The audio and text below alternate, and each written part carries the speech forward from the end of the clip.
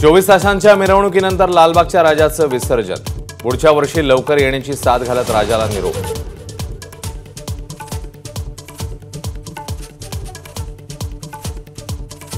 पुण्यामध्ये 24 तासांपासून विसर्जन मिरवणुका सुरूच। डीजेच्या आवाजावरून पोलीस आणि गणेश मंडळाच्या कार्यकर्त्यांमध्ये वाद। मिरवणूक आटोपती घेण्यासाठी पोलीस आग्रही। लालबागच्या राजाचा आशीर्वाद कायम माझ्या पाठीशी राहिलाय। विधानसभा उमेदवारी संदर्भात मंडळाचे सचिव सुधीर साळवींचं सूचक वक्तव्य। सुधीर साळवी ठाकरेंच्या शिवसेनेकडून निवडणूक लढण्याची चर्चा जोरात।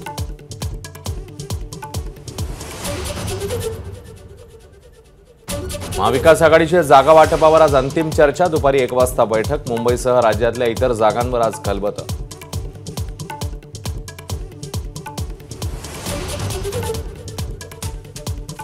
विधानसभा निवडणुकीच्या पार्श्वभूमीवर अजित पवार गटाची आज संध्याकाळी महत्त्वाची बैठक। पक्षांतर्गत नाराजी संदर्भात बैठकीमध्ये चर्चा होण्याची शक्यता। महायुतीच्या नेत्यांची बेताल बडबड सुरूच। जीभ छाटू नका, जिभेला चटके द्या। आमदार संजय गायकवाड यांच्यानंतर अनिल बोंडे यांचं वादग्रस्त वक्तव्य।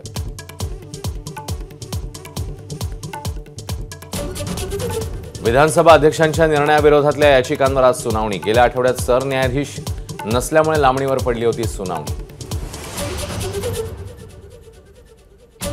हैदराबाद गॅझेटच्या सर्टिफाईड कॉपी सरकारने मागवल्या। मंत्री शंभूराज देसाईंची माहिती। जरांगेंच्या मागण्यांवर कार्यवाही सुरू असल्याची ही ग्वाही।